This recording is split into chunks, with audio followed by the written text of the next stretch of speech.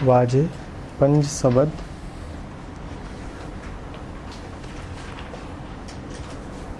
तितु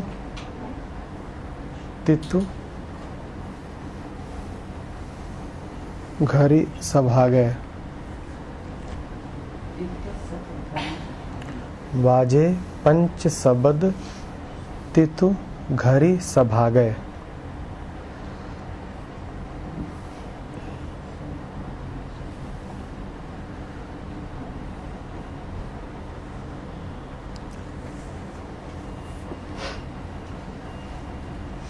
उस सौभाग्यशाली घर में 5 शब्दों का वादन रहता है। न होने से होने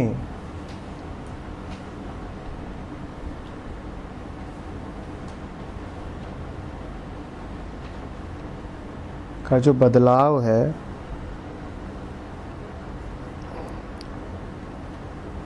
वो गतिमान हो जाने का बदलाव है।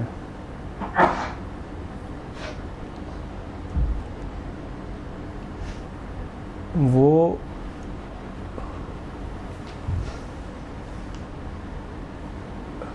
मूवमेंट में आ जाने का बदलाव है।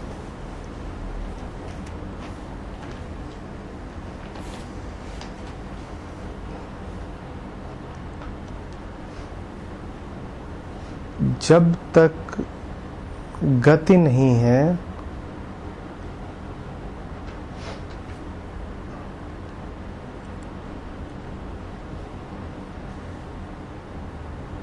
पदार्थ भी नहीं है।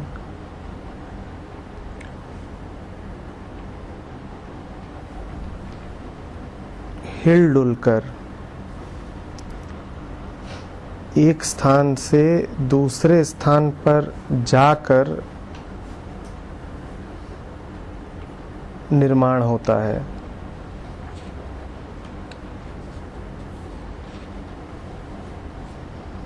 कैसे आता है? ना कुछ से कुछ भी।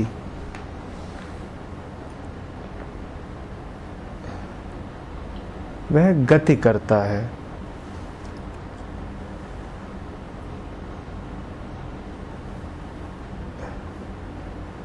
एक वृत्त को लीजिए, उसकी परिधि है, उसका केंद्र है। उसका जो केंद्र है, सर्किल का सेंटर, आपने कभी ध्यान नहीं दिया होगा कि वो होता ही नहीं है। आपसे कभी कहा जाता है कि केंद्र कहाँ पर है, तो आप बता देते हैं यहाँ पर है, निशान लगा देंगे वहाँ पर।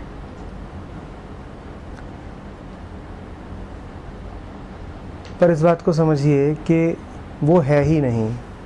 बिंदु का अर्थ ही यही है कि जो है नहीं पर जिसके होने की ओर इशारा किया जा सकता है, क्योंकि उसका होना पक्का है।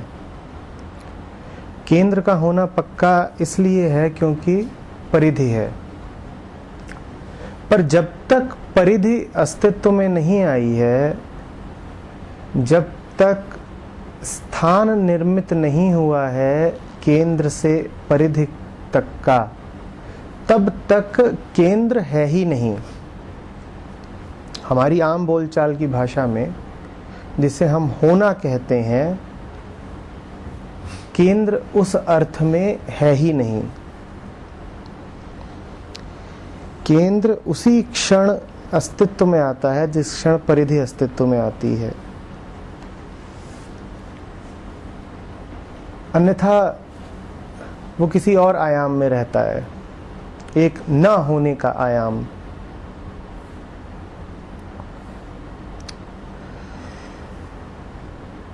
क्या प्रमाण है केंद्र के होने का? परिधि। परिधि है, केंद्र होगा, पर कहाँ है नहीं दिखता। कह ही नहीं सकते कि यहां पर है।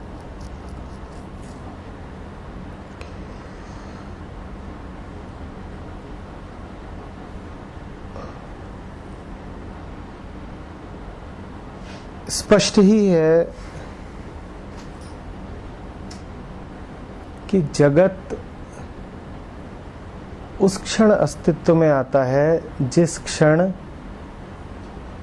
केंद्र अपने न होने से फैलकर होने की यात्रा कर देता है। इसी यात्रा को मैं गति कह रहा हूं।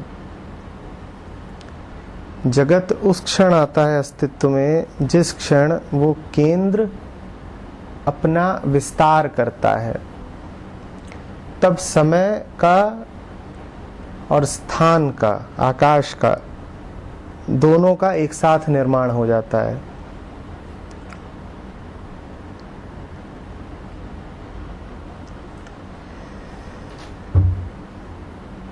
तो कुछ नहीं है और फिर सबसे पहले क्या आएगा? सबसे पहले आएगी सूक्ष्मतम गति। पहली वो होगी। उस सूक्ष्मतम गति के आते ही समय और स्थान निर्मित हो जाएंगे। निश्चित ही है कि वो गति किसी केंद्र के चारों ओर होगी। जब भी किसी केंद्र के चारों ओर गति होती है, उसी स्पंदन को, उसी वाइब्रेशन को शब्द कहते हैं। वही ध्वनि है कि ये केंद्र है और जो केंद्र पर था, शांत, अचर,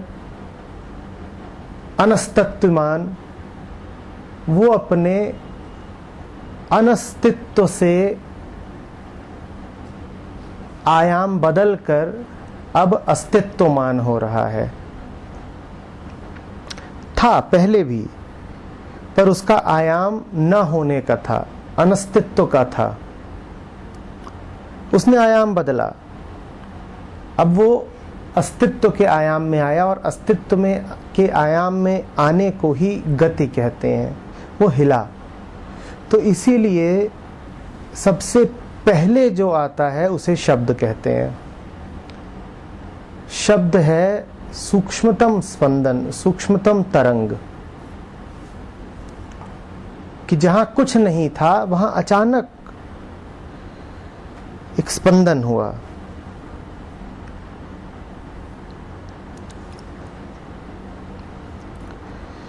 उसी को आदि ग्रंथ कह रहा है, वाजे पंच सबद तितु घरी सभा गए।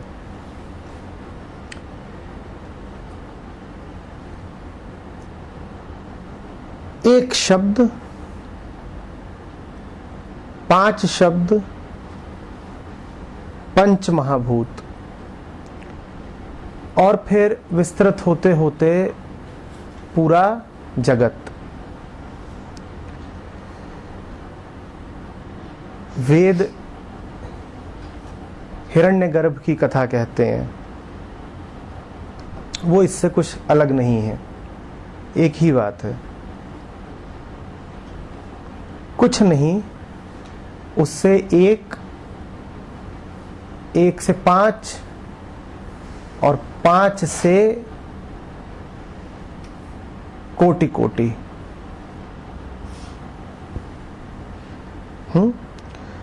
आपने लाओ त्ज़ू को पढ़ा है, ठीक यही बात वो कहते हैं। आप बुल्ले शाह को पढ़ते हैं, ठीक यही बात वो कहते हैं। आदि ग्रंथ हमसे कह रहा है, वो जगह ऐसी है, वो सौभाग्यशाली घर ऐसा है जहां यही शब्द हर समय गुंजित रहता है। शब्द गुंजित रहता है और सौभाग्य है, इनका क्या संबंध है? यही संबंध है कि वहां पर जो सूक्ष्मतम हो सकता है वो वास करता है। संसार स्थूल है और केंद्र है ही नहीं, वो तो अनस्तित्वमान है। वो तो इतना सूक्ष्म है कि उसको ये भी नहीं कह सकते कि वो सूक्ष्मतम है, वो तो न हो गया है। और जगत है स्थूल, तो सूक्ष्मतम क्या है? सूक्ष्मतम वो जिससे जगत की उत्पत्ति है। शब्द सूक्ष्मतम है, जो कबीर का अनहद नाद है वो सूक्ष्मतम है। वो घर ऐसा है जहां पर सूक्ष्मतम का निवास है। वो कौन सा घर है? उस घर को आप परम का घर कह सकते हैं, ओंकार का घर कह सकते हैं, और यदि उसे और उपयोगी बनाना हो तो अपना मन कह सकते हैं। ये भक्त का मन है, ये संत का मन है, ये ज्ञानी का मन है। सूक्ष्मति सूक्ष्म।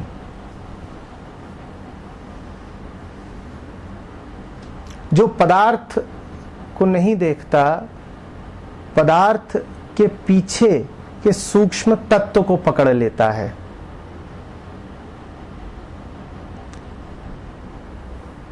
आम आदमी का मन ऐसा होता है जो हजार विविधताओं में जीता है, और वो जहां देखता है वहां उसे कुछ अलग अलग ही दिखाई देता है।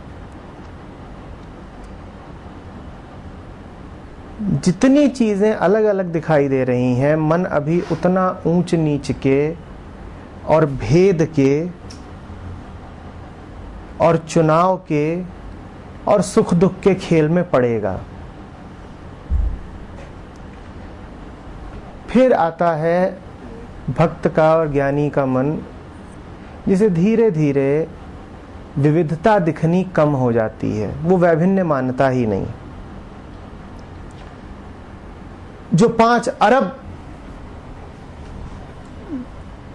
अलग अलग व्यक्ति, वस्तुएं और विचार थे, वो कम होते जाते हैं 5 लाख, 5,000, और स्थिति एक समय ऐसी आती है कि 5 ही बचते हैं। कि क्या है? सब पंचभूत हैं और क्या है। उसके सामने आप खाना रखिए और उसके सामने आप विष्ठा रखिए, तो एक तल होगा जहां उसे उन दोनों में कोई विशेष अंतर दिखाई नहीं देगा। दोनों क्या हैं? पंचभूत हैं और कुछ नहीं है।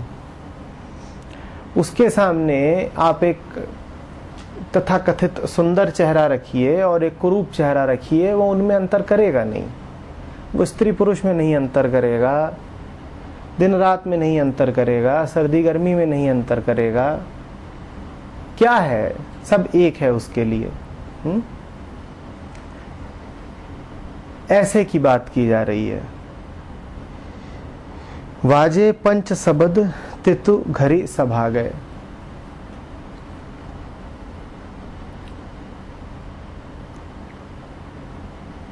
पंचभूत से भी आगे निकल जाता है वो तो उन भूतों के भी मूल में जो शब्द है वहां पहुंच जाता है। ग्रंथ हमसे कह रहा है 5 शब्द बचते हैं। संत एक कदम और आगे जा सकता है, वो कह सकता है नहीं 5 भी नहीं, 5 के मूल में जो एक है बस उसका नाद बचता है। और आदि ग्रंथी हमसे कई दफे ये बात कहता भी है, एक नाद बज रहा है, एक ओंकार। शुरुआत ही यहीं से है। इस पंच शब्द को एक ओंकार ही समझिए। जो एक ओंकार है वही पंच शब्द है। वही एक ओंकार विस्तीर्ण होकर के पूरे संसार को जन्म देता है, पंचभूतों को जन्म देता है, तब पंच शब्द कहलाता है। 1000 और तरीके हो सकते हैं पंच शब्द की व्याख्या करने के,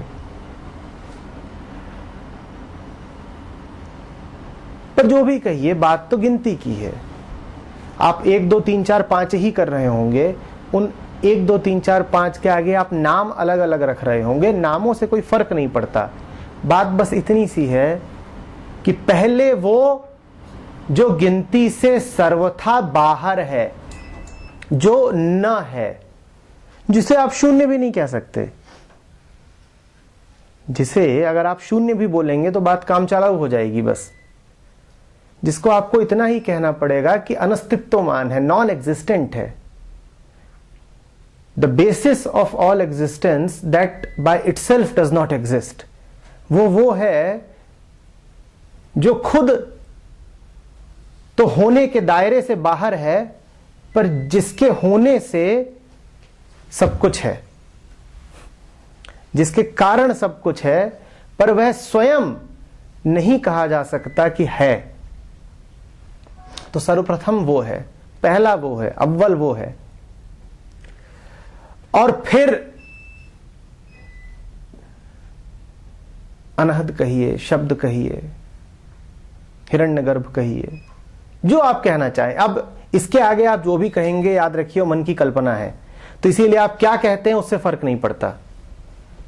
उसके आगे फिर आप कह सकते हैं कि 1 2 बनता है, आप कह सकते हैं कि 1 6 बनता है, आप कह सकते हैं 1 5 बनता है, और आप कह सकते हैं 1 55 बनता है। कोई फर्क नहीं पड़ता, क्योंकि अब बात मन के दायरे में आ चुकी है। आप 55 कहें या 17 कहें, कोई अंतर नहीं पड़ता, गिनती गिनती है। हर गिनती एक संख्या है जो मन से निकलती है। तो 5 और 7 में कोई अंतर नहीं है, एक ही बात है। ठीक है, आवश्यक है समझना कि जो अरबों अरब हैं वो मूल में एक हैं, और जो एक है वो शून्य से आ रहा है। जो बहुत कुछ है वो एक है, और जो एक है उसकी उत्पत्ति महाशून्य से है, परम शून्य से है। जिसका मन ऐसा हो जाता है जिसमें अब अरबों अरब का निवास नहीं है, बस उस एक का निवास है। वो एक जो परम शून्य के बहुत करीब है, उस मन को संत कह रहे हैं घरी सभा गए, बाजे पंच शबद तितु घरी सभा गए। वो बड़ा सौभाग्यशाली मन है जिसमें बहुत कुछ होता ही नहीं है, दुनिया भर की जिसमें विचार चलते ही नहीं है, न चिंताएं हैं, न उसे बहुत चेहरे दिखाई देते हैं, न आगे पीछे का विचार है, न अच्छे बुरे की परवाह है, न पाप पुण्य का खौफ है। वो तो उस एक में ही स्थापित है। घर ही सभा गए, वो हमारा घर है, वो हमारा मन है।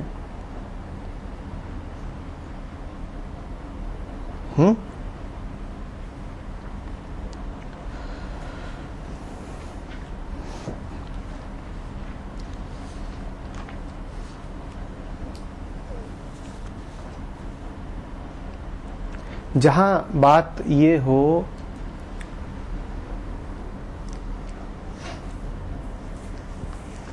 कि वस्तु और वस्तु में क्या चुनना है, वहां कोई बड़ी महत्वपूर्ण बात नहीं है, गंभीरता से लेने की जरूरत नहीं है। ये वस्तु हो और वो वस्तु हो, सब एक है। जहां ये बात हो कि कितना मिला और कितना खोया, वहां भी बहुत गिनने की जरूरत नहीं है, क्योंकि 5 हो या 15 हो, है क्या?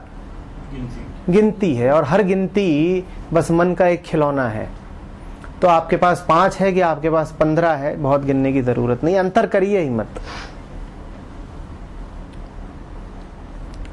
पर जहां ये चुनना हो कि एक में स्थापित होना है, शून्य में स्थापित होना है, या जगत में स्थापित होना है, वहां जरूर जरूर चुनाव करिए। यही विवेक है। विवेक का क्या अर्थ है? नित्य और अनित्य के मध्य अंतर जानना और उस अंतर से निकलता हुआ चुनाव। संसार में चुनाव करने की जरूरत नहीं है।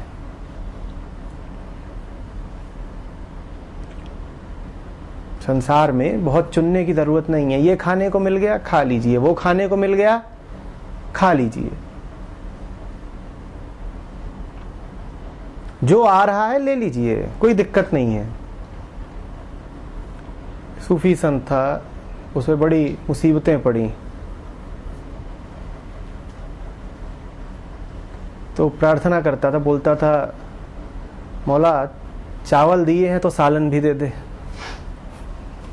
जो चावल दे रहा है सालन भी वही दे दे।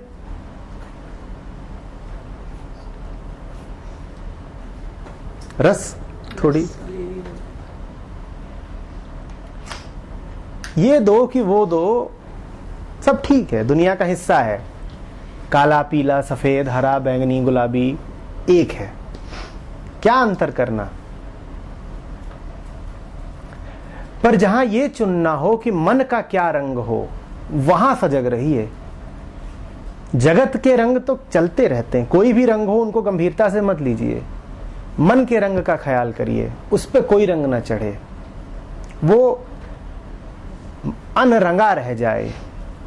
मन का अनरंगा रह जाना, मन का निर्मल रह जाना ही मन का शून्य में स्थापित होना है। और अगर आपका ध्यान दुनिया के रंगों में चुनाव करने की ओर चला गया तो आप ये भूल जाएंगे कि मन किस रंग का हो रहा है। मैं दोनों बातें कह रहा हूं, जीवन बिल्कुल गंभीरता से लेने की चीज नहीं है। इस बात को बिल्कुल गंभीरता से नहीं लेना है कि मेरी जिंदगी में क्या कुछ कितना है ना, छोड़िए, गिनतियां हैं, क्या करना है। बिल्कुल गंभीरता से नहीं लेना है कि चीजों का आकार कितना है, आकार क्या है, मन का एक और खिलौना, क्या करना है। बिल्कुल गंभीरता से नहीं लेना है कि संख्याएं कितनी है, क्या करना है। संख्या क्या है, एक गिनती, खिलौना मन का, नहीं, छोड़ो। लेकिन पूरी पूरी गंभीरता से लेना है कि वहां हूं कि नहीं जो समस्त संख्याओं से अतीत है, कि वहां हूं कि नहीं जो स्वयं तो रंगहीन है पर जिससे सारे रंग उद्भूत होते हैं। उसको लेना है, पूरी गंभीरता से लेना है, वहां कोई समझौता नहीं किया जा सकता। परिधि पे क्या चल रहा है हम परवाह करेंगे नहीं, करनी ही नहीं है, चले जो चलता हो। ठंडी गर्मी, बाल काले हैं, बाल सफेद हैं, जेब हल्की है, जेब भारी है, हम नहीं परवाह करेंगे। परिधि पे जो चलता है चले, खेल है। केंद्र नहीं हिलना चाहिए, वो एकमात्र है जिसकी फिक्र करनी है। जीवन हमारा उल्टा होता है, जिसकी फिक्र नहीं करनी है उसकी हम खूब फिक्र कर लेते हैं, और जिस एक की फिक्र होनी चाहिए उसका ख्याल ही नहीं आता। आप अपने 24 घंटे देखिए और पूछिए कि 24 घंटे में से मैं किसकी कितनी फिक्र करता हूं। तो आपको दिख जाएगा फिर कि दुनिया की समस्त पीड़ा कहां से आ रही है, कि मन की सारी बेचैनी की वजह क्या है। जहां गंभीर नहीं होना, उन बातों को गंभीरता से ले रहे हैं। कुर्ते पे दाग लग गया,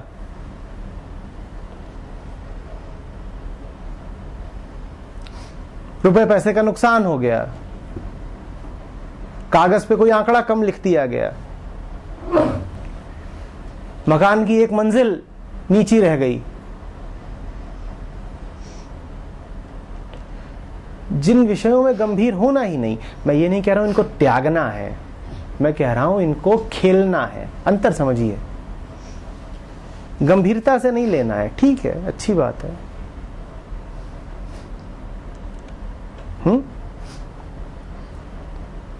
और जिस एक से ऐसा संबंध जोड़ना है कि मर जाएंगे पर तुझे नहीं छोड़ेंगे, इतने पाबंद हैं हम तेरे, इतनी परवाह है हमें, इतना पक्का हमारा रिश्ता है कि तुझे नहीं भूल सकते, तेरे सामीप्य से हट नहीं सकते। उसके लिए हमारे पास दिन में चंद लम्हे भी नहीं होते। तो उल्टी जिंदगी का उल्टा परिणाम मिल रहा है, ताज्जुब क्या है। और जिंदगी जितनी सीधी होती जाएगी आप पाएंगे कि आप उतने ही खिलने लगे हो। आप खिलने लगे हो इसका मतलब ये नहीं कि आपके कपड़े बड़े अच्छे हो जाएंगे। कपड़े तो हो सकता है कि पहले से थोड़ा खिलने लगे हो, इसका मतलब ये नहीं कि आपके खाने में पोषक तत्व तो बहुत बढ़ जाएंगे कि अब प्रोटीन ज्यादा खाते हैं तो चेहरा नहीं, आवश्यक नहीं। वो एक दूसरा ही खिलना है जिसको रस बाहर के खाने से नहीं अंदर की आत्मा से मिलता है। बाहर के खाने से तो कत्ल करने के लिए जो मुर्गे मुर्गियां और बकरे इकट्ठे किए जाते हैं उन्हें भी खूब खिलाया जाता है। जिन जानवरों का कत्ल होना होता है उन्हें खूब पोषक आहार दिया जाता है। क्या वो खिल गए हैं? क्या आप उसे खिलना कहेंगे? तो मुंह से लिया जा रहा पोषण नहीं खिलाता, आत्मा से उठने वाला रस खिलाता है। तब खिलेंगे आप। आपने बहुत कम देखा होगा कि कोई ज्ञानी पुरुष है कि कोई संत है और वो पहलवान नुमा दिख रहा है।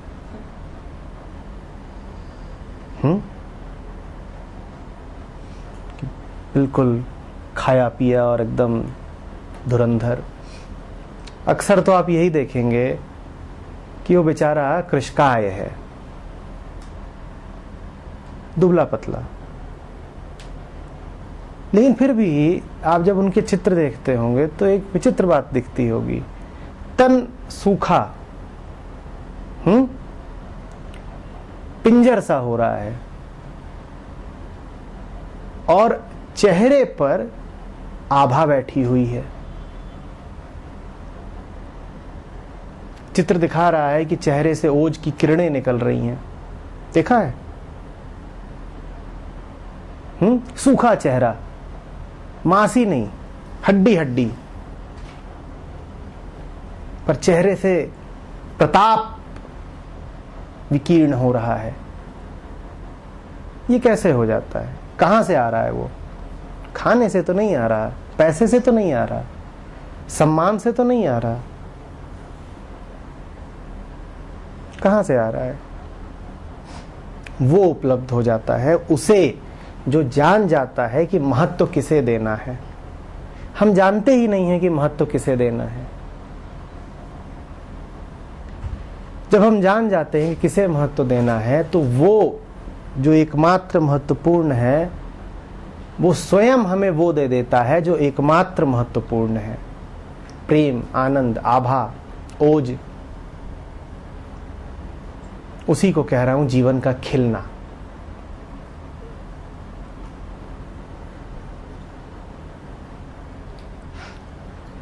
खा खा के नहीं खिलोगे।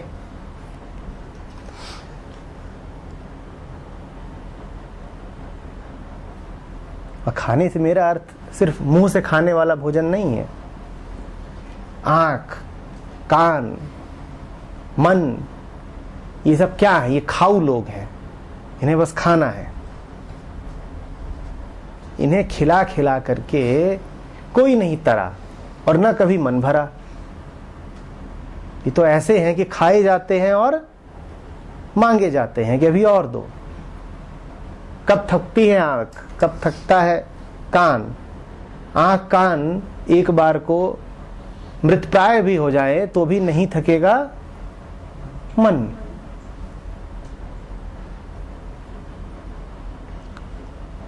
जानो कि क्या महत्व का है।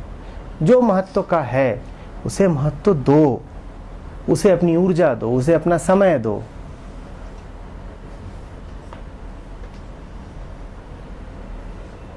सर, इसमें जैसे जो आप बोल रहे हैं कि जो महत्व का है उसको समय दो, तो इसमें होता क्या है कि जब हम जहाँ समय देते हैं तो दूसरी जगह से ध्यान हटता है, तो ऑब्वियस वहाँ जो प्रगति हो रही थी वो हट जाएगी, क्योंकि महत्व का भी नहीं, हमें देना भी नहीं चाहिए। लेकिन महत्व वाली चीज़ पे बाय एंड बाय चलते चलते हमें एक जगह एक लिमिट होती है, जहाँ पे जीसस की भी एक लिमिट थी, तो उस लिमिट के बाद वो वैसे अब जब एक कॉमन मैन है तो उसको भी कहीं ना कहीं एक इंटेंसिटी इतनी आ जाती है, बाहर से ऐसी हो जाती है कि उसको लगता है एक चीज़ दूसरी चीज़ कि जो ये वाले मूवमेंट होते हैं जिनको हम कहते हैं कि जब when one start feeling very what to say confident, और उसको उस स्पेस में वो आ जाता है कि उसको लगता है ना this is everything and this which I am not even now feeling as a important one, ठीक है। लेकिन उसका वाइस वर्सा भी हो जाता है, कई बार वो एकदम आप जानते हो किसे महत्व देना है। आप कह रहे हो जब एक चीज को महत्व देता हूं तो उसके कारण कुछ और छूटता है। क्या छोड़ना है? वही तो जो महत्व का नहीं है। जो महत्व का नहीं है उसे छोड़ा तो फिर बाद में उसकी चर्चा ही क्यों कर रहे हो? मुनाफा हुआ, अच्छी बात है। जाना साफ साफ कि क्या है जो कीमती है। जो कीमती था वो लिया, जो कीमती नहीं था वो छोड़ा, बहुत बढ़िया बात। या तो ये कहो कि चुनाव ही गलत था, जानते ही नहीं थे क्या कीमती है, तो अब बाद में पछता रहे हैं। जो साफ साफ यदि जानेगा और अपने जानने पर ही जिएगा, वो अब विचार ही क्यों करेगा कि जो महत्वपूर्ण था उसके कारण छूटा क्या। याद रखना, यहां पर सवाल डिग्री का नहीं है, डायमेंशन का है। यहां पर सवाल यह नहीं है कि एक चीज की कीमत है 100 रुपए और एक चीज की कीमत है 50 रुपए, तो मैं किसको चुनूं। यहां पर सवाल यह है कि एक तरफ वो है जिसके अलावा और कुछ कीमती है ही नहीं, और एक तरफ वो है जिसकी कोई कीमत ही नहीं। यदि यह भेद साफ साफ दिखाई देगा कि यहां तो अनंत और क्षुद्रतम की तुलना है, तो फिर यह सवाल शेष कहां रह गया? तुम देखो कि किन दो चीजों की तुलना होनी है, अनंत की और क्षुद्रतम की। जो अनंत को पा लेगा उसे अभी क्षुद्रतम की याद आएगी कि वो छूट गया, वो छूट गया। जो अभी क्षुद्रतम की याद कर रहा हो, इसका अर्थ है कि वो किसी क्षुद्रता में ही पड़ा हुआ है। उसने कहां कुछ पाया? वो तो इसी जगत में एक विचार से दूसरे विचार पे, एक वस्तु से दूसरी वस्तु पे, एक जगह से दूसरी जगह पे कूद रहा था। उसमें तुम्हें कुछ मिला नहीं है। तो पाया तो नहीं है, लेकिन उसमें अगर एक ग्लिम्स भी मिलती है, क्योंकि ऐसा तो नहीं है कि एक बार में अगर ग्लिम्स मिली हो तो वो इतनी कीमती होती है कि तर जाते हो।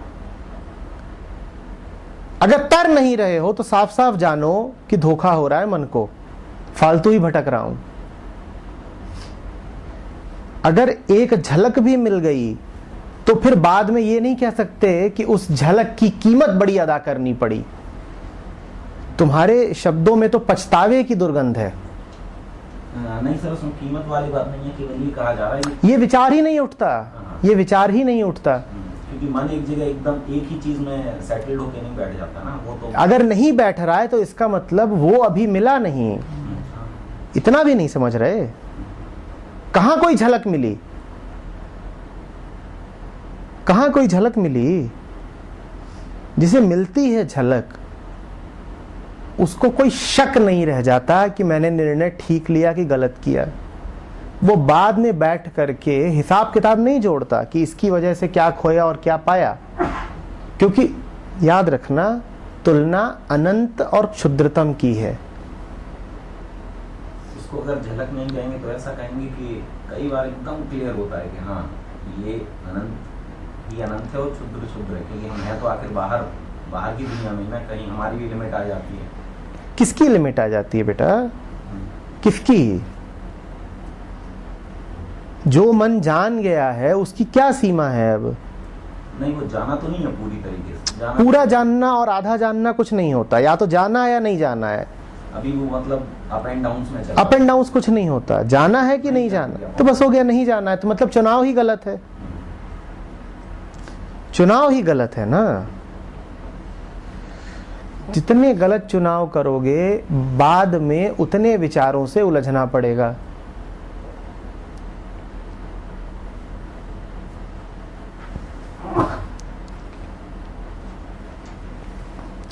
तुमने सही चुनाव जब किया होता है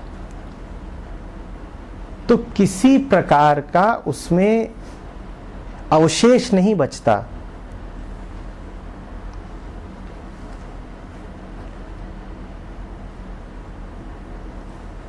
गिनती नहीं गिनते।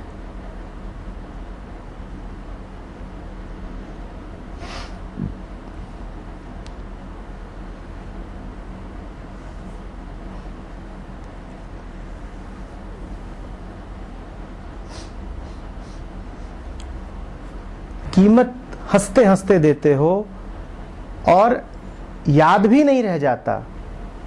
ये नहीं कि याद है पर हम उसे महत्व तो नहीं दे रहे, याद ही नहीं रह जाता कि ये क्या कीमत दी, याद ही नहीं रह जाता। उसका प्रमाण भी है क्योंकि हमने शूद्र को महत्व दे रखा है, तो हमें उसकी तरफ तो याद नहीं है, एक तरीके से कुछ पता भी नहीं।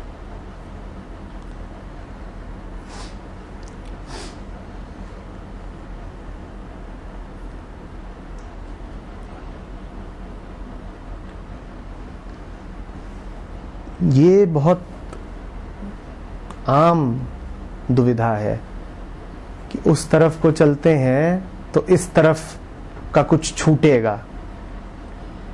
फिर तुम अभी जान ही नहीं रहे हो कि उस तरफ और इस तरफ का मतलब क्या है। ये बात ये नहीं है कि उस तरफ एक दुकान है और इस तरफ दूसरी दुकान है और किस दुकान में बढ़िया माल मिल रहा है। ये एक ही आयाम में तुलना नहीं की जा रही है। ये एक ही बाजार की दो दुकानों की तुलना नहीं हो रही है।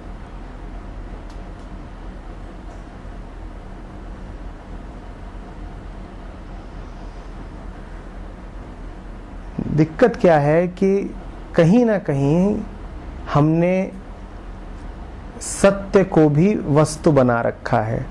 जब सत्य वस्तु बन जाता है तो फिर उसका दुकान पर बिकना संभव हो जाता है। और फिर दुकानें भी खूब चलती हैं कि हम सत्य बेच रहे हैं। फिर तुम तुलना भी करोगे कि किसका सत्य ज्यादा असली था, इस दुकान का कि उस दुकान का।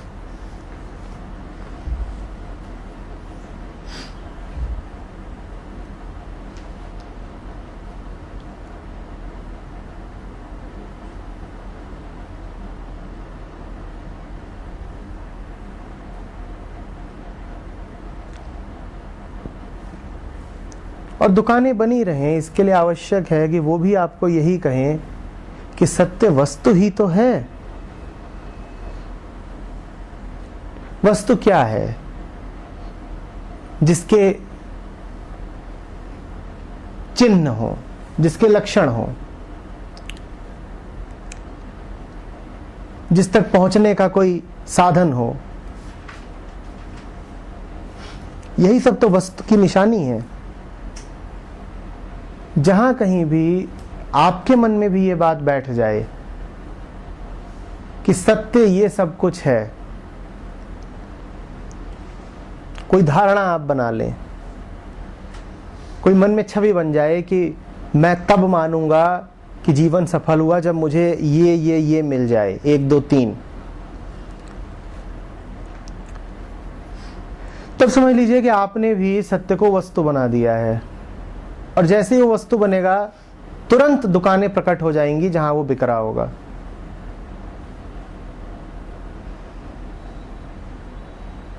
आप अगर प्रयोग करना चाहते हैं तो अभी कर लीजिए।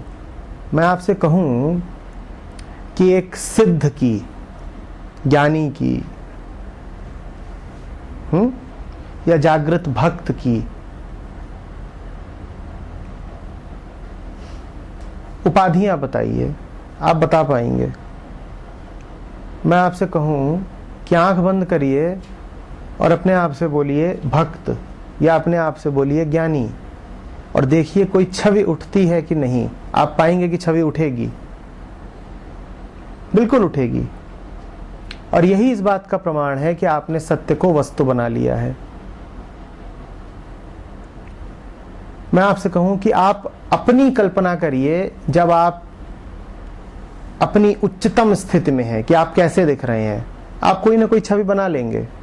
आपकी छवि बनेगी कि मैं शांत हूं, ठहरा हुआ हूं, चेहरे से आभा टपक रही है। और यही सब आप तलाश रहे हैं कि मिल जाए कोई दुकान, कोई गुरु जिसके पास बहुत सारी आभा हो और थोड़ी सी मेरे मुंह में भी लगा दे।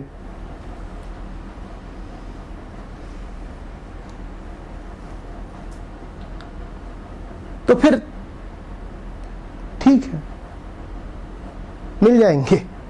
जो चाहोगे मिलेगा, जो चाहोगे मिलेगा।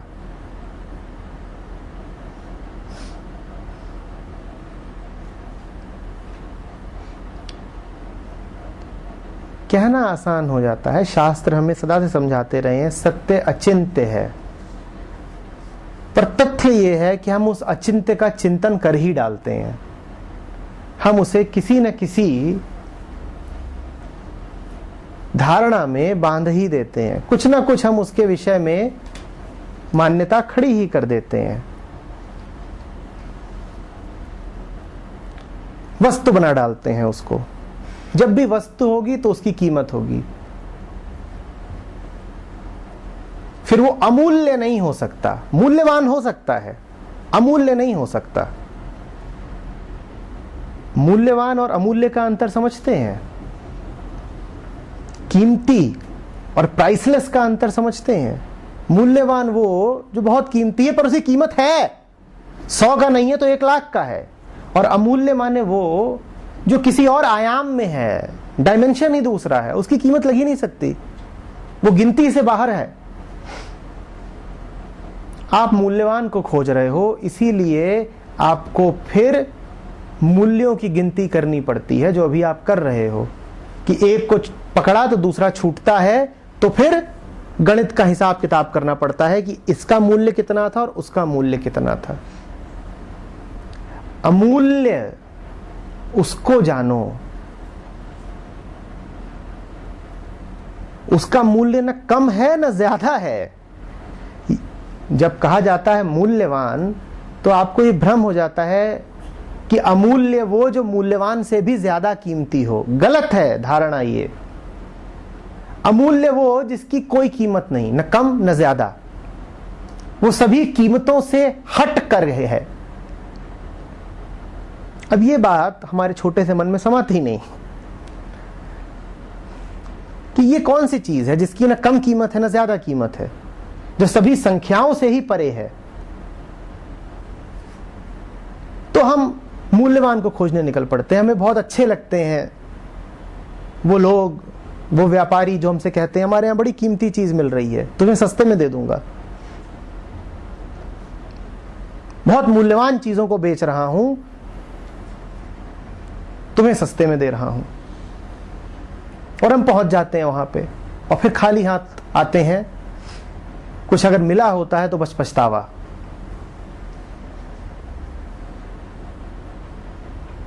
सौदा करने से पहले देखा करो कि ये मैं क्या करे जा रहा हूं अपनी जिंदगी के साथ।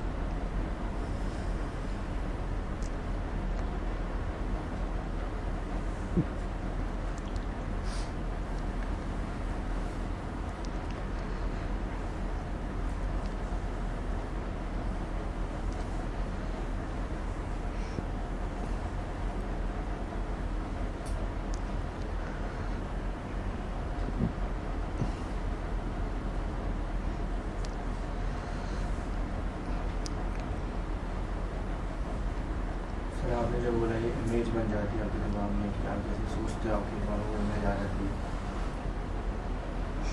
अब तो जैसे ऐसा लगता है कि ये चीज़ कंट्रोल में है ही नहीं, आपके दिमाग में वो बात आती नहीं, वो पहली इमेज धड़ाम करके निकल रही है, चाहे उसके बाद अब 6 तक लगा लो कि क्यों आ रही है, कैसे आ रही है, वो तो आ गई, तो उसका क्या हो सकता है? मतलब उसे नकारो, उसे बल मत दो ना। तुम आंख बंद करते हो और तुम्हारी आंखों के सामने नानक का यदि एक प्रकार का ही चेहरा आता है तो तुम उससे चिपक मत जाओ, उसे नकारो, कहो ना, नानक कोई व्यक्ति तो नहीं है, नानक सत्य के प्रतिनिधि हैं और सत्य को चेहरे में, और वो भी एक विशिष्ट चेहरे में नहीं बांधा जा सकता, इसीलिए हर चेहरा झूठा है, हर चेहरा झूठा है। हां, अगर तुम्हारे मन में अलग अलग तरह के चेहरे आते हो तो बात अलग है, तब तुम खास हो, पर ऐसा हमारे साथ होता नहीं। हम तो किसी एक चेहरे को पकड़ लेते हैं। जब एक चेहरे को पकड़ रहे हो तो उसको नकारो, क्योंकि या तो उसका कोई चेहरा नहीं है या फिर सभी चेहरे उसके हैं। दिक्कत तब होती है जब एक विशिष्ट चेहरा बना लिया जाता है। या तो मन ऐसा करो कि उसमें छवि उठे ना, या मन ऐसा करो कि उसमें असंख्य छवियां उठें। पर असंख्य की तो मन की हैसियत ही नहीं है ना कि उसमें असंख्य छवियां उठें। तो क्या करता है वो? सस्ता जुगाड़ करता है। वो क्या करता है? एक छवि पकड़ लेता वो एक छवि पकड़ लेता है। असंख्य छवियों में जीने के लिए तो मन को बड़ा तरल होना पड़ेगा।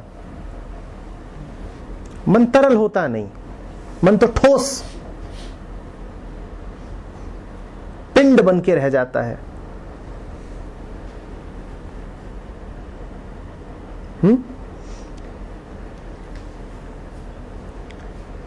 तो इसीलिए सबसे भला ये है कि जब पाओ कि कोई छवि है जो बैठी जा रही है, उसको नकारो, कहो ना, सत्य नहीं हो सकता। ये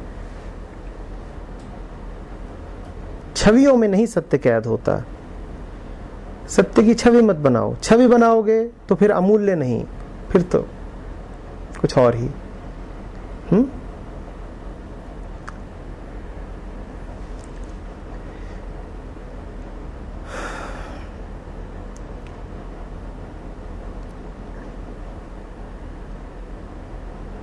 बहुत समस्या है। हम छवि जब भी बनाते हैं तो हम अपने मूल्यों को उसके ऊपर आरोपित कर देते हैं।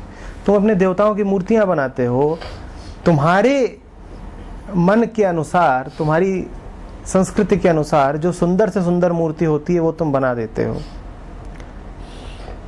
तुम ये समझते भी नहीं कि सत्य उस अर्थ में सुंदर नहीं होता जिस अर्थ में व्यक्ति का चेहरा सुंदर होता है। तुम कहते हो कि कृष्ण की मूर्ति है तो बहुत सुंदर होनी चाहिए। हाँ, निसंदेह सुंदर होनी चाहिए, पर कृष्ण की सुंदरता वो सुंदरता है ही नहीं जिसे तुम सुंदरता कहते हो। कृष्ण की सुंदरता तो है कि सत्यम शिवम सुंदरम, सत्य ही सुंदर है। और सत्य क्या है? सत्य यह है कि कोई मूर्ति हो नहीं सकती। कृष्ण की सबसे सुंदर मूर्ति कौन सी है? वो जो कभी बनाई ना जाए। वही सत्य है। कृष्ण का सबसे सुंदर मंदिर वो होगा जहां कोई मूर्ति कभी स्थापित ही न की जाए। फिर वो आंखें जो उस मूर्ति को देख पाएंगी वो होंगी भक्त की आंखें। मुकुट पहने हुए और बांसुरी धारण किए हुए कृष्ण के सामने तो हर भक्त नाच लेता है, पर उस शून्य स्थान के सामने जो भक्त नाच लेगा और अभी भी कृष्ण को देख पाएगा वो असली भक्त होगा। वो छवियों का भक्त नहीं होगा, वो सत्य का भक्त होगा।